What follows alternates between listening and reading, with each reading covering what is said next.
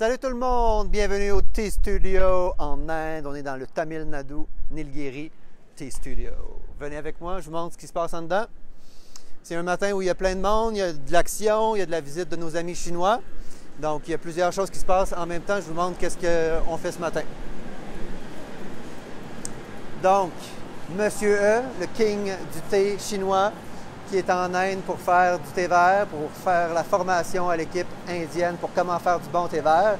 Déjà, en 24 heures, beaucoup de choses se sont passées. C'est fascinant. Donc, on est content de le voir là. À ma droite, on est en flétrissage, donc les feuilles qui ont été cueillies hier. Hier, il n'y a plus beaucoup, donc ça prend un long flétrissage pour dégorger l'eau des feuilles. On commence par ça pour faire à la fois du thé vert ou du thé noir. Ici, on a eu une commande des États-Unis pour faire un thé spécial qu'on appelle le bambou. C'est un thé fait que de tiges, qui ressemble un petit peu au kukicha japonais.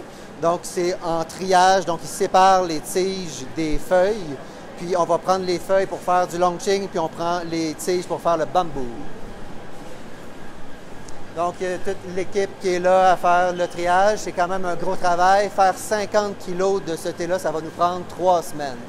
Donc, c'est quand même beaucoup de travail. Tout fait manuellement. Donc, ce que l'on peut voir ici, les tiges, c'est vraiment ça ici. Donc, vraiment séparer les tiges des feuilles et couper les tiges dans un format similaire. Puis par la suite, ça va être transformé comme un thé vert et finalement grillé. On s'en va dans le coin.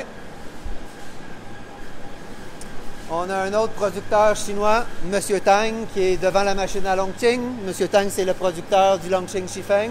Donc, il est en train de faire la formation à Muscan et à Vidagi pour faire la transformation maximale du longqing. Venez voir ça.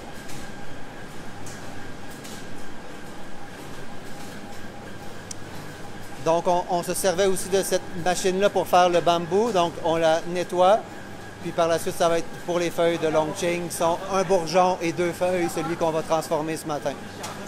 Il y a Yann qui est là, la traductrice, Muscan et Monsieur Tang, directement du Zhejiang.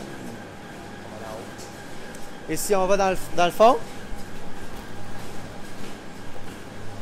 c'est sûr que la lumière est moins bonne ici.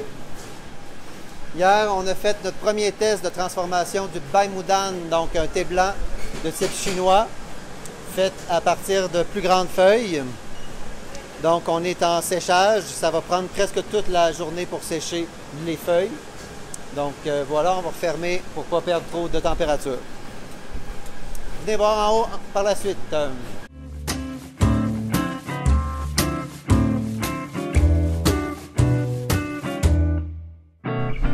Je pense que ça vaut la peine de prendre une petite pause et de regarder la belle vue.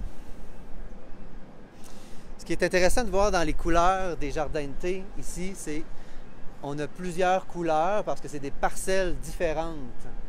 Donc, plusieurs familles ont plusieurs lots. Donc, les cueillettes se passent à des moments différents. C'est pour ça qu'on a une différence de texture et de couleur comme ça entre les différents lots. On va aller dans le bureau pour voir ce qui se passe. On voit Monsieur E qui est en train de ramasser d'autres feuilles qui ont flétri pour faire la dessiccation du thé vert.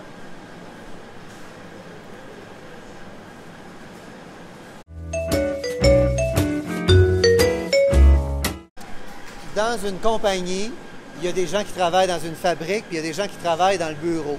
Donc, on en a 2 qui sont dans le bureau. Venez voir c'est qui.